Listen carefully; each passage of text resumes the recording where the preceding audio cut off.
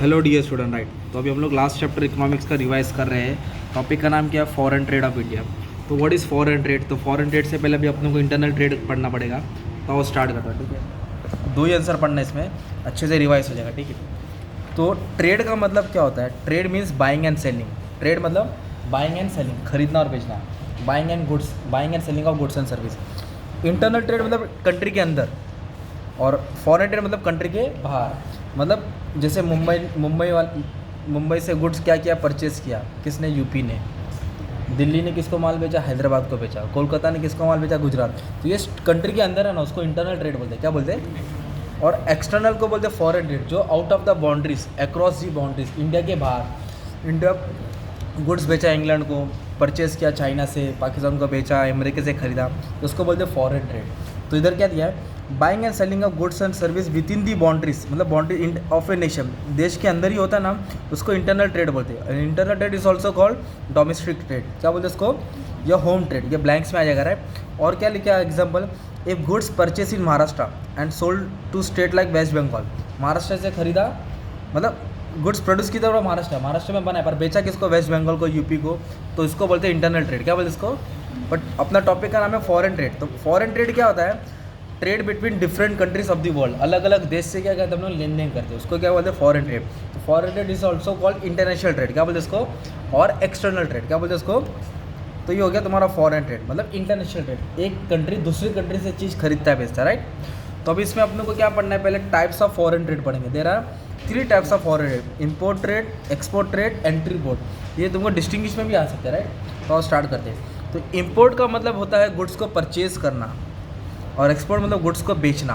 तो इम्पोर्ट मतलब India foreign country से माल खरीद रहा है, तो बाहर से कंट्री में माल इंडिया में आ रहा है, प्रोडक्ट इंडिया में आ रहा है, राइट। तो import refers to purchase of goods and service. क्या बोला है? Purchase of by one country from another country. एक कंट्री दूसरे कंट्री से चीज़ खरीदता है, ओके। तो चीज़ बाहर से कंट्री से होम कंट्री में आता है, हमारे देश में आता है। जैसे इंडिया क्या करे यार? इम्पोर्ट्स किया, मतलब खरीदा। इम्पोर्ट्स मतलब क्या खरीदा? पेट्रोल। किससे खरीदा? ईरान, कुवैत, सऊदी से खरीदता है ना, तो अपने पास आ रहा है, उसको बोलते हैं इम्पोर्ट। और एक्सपोर्ट का मतलब क्या? कि हम लोग माल बेच रहे हैं, गुड्स को बेच रहे हैं। Export trade refers to sale of goods by one country to another. एक देश दूसरे देश को माल क्या करता है? बेचता है, उसको क्या बोलते हैं? Export trade. तो एग्जांपल क्या दिया है? इंडिया किसको माल बेचा? इंडिया एक्सपोर्ट टी, चाय पत्ती बेचता है, राइस बेचता है, जूट किसको? चाइना, हांगकॉन्ग, सिंगापुर, है ना। ये हो गया तुम्हारा एक्सपोर्ट ट्रेड। इंपोर्ट मतलब खरीदना, एक्सपोर्ट मतलब बेचना। अभी नेक्स्ट क्या दिया? एंट्री पोर्ट दिया। क्या दिया है? Entry port. एंट्री पोर्ट में दोनों होता है, एक बार खरीदना, एक बार बेचना। एंट्री पोर्ट में दोनों होता है, परचेज भी होता है और सेल भी होता है। तो पहले एग्जांपल, इंडिया क्या किया मालूम है क्या? इंडिया ने चाइना से प्रोडक्ट खरीदा। किससे खरीदा? चाइना से। तो चाइना से खरीदा 10 रुपये का। कितने का? 10। और अमेरिका को बेचा 100 रुपये का। अमेरिका को बेचा 100 का। तो एंट्री पोर्ट में पहले परचेज होता है, फिर सेल होता है। एक ही कंट्री एक देश से खरीदेगा और दूसरे के देश से बेचेगा। तो entrepot trade refers to purchase of goods और service from one country and then selling them to another country. एक देश से खरीदेगा और दूसरे देश को क्या करेगा? बेचेगा। Simple. For example, Japan imports raw material to make electronic goods. तो जापान ने क्या लाया? रॉ मटेरियल इंपोर्ट किया, खरीदा, फिर उसको क्या किया? And from England and Germany and sell them to various country. अलग अलग कंट्री से खरीदता है और अलग अलग देश को बेचता है।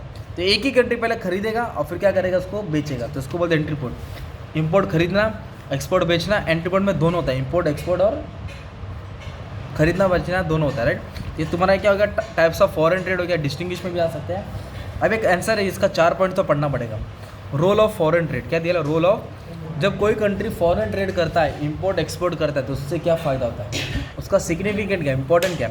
तो सबसे पहले क्या फ़ायदा होगा? To earn foreign exchange. To earn, जब इंडिया क्या करेगा? जब गुड्स को एक्सपोर्ट करेगा, माल को बाहर बेचेगा, तो बाहर का करेंसी इंडिया में आएगा ना। अगर अमेरिका को बेचेगा तो डॉलर आएगा, यूरोप पे माल बेचेगा तो पाउंड आएगा ना, यूरो पाउंड्स आएगा। तो इससे हम लोग को बाहर का पैसा कमाई मिल रही है। तो it helps to earn foreign exchange, बाहर का पैसा अंदर आ रहा है, ठीक है। एक ये फ़ायदा हो गया। दूसरा फ़ायदा क्या दिया मालूम है क्या? Encourage investment. फिर इन्वेस्टमेंट बढ़ेगा। क्या बढ़ेगा? Foreign trade creates an opportunity for producer to reach beyond the domestic market. Foreign trade के कारण जो इंडियन प्रोड्यूसर है वो बाहर जाते हैं, अपना माल डोमेस्टिक के मार्केट, मतलब आउट ऑफ द कंट्री माल बेचते हैं। It encourage them to produce more goods. इसके लिए लोग क्या करते हैं? गुड्स को और ज़्यादा बनाएंगे।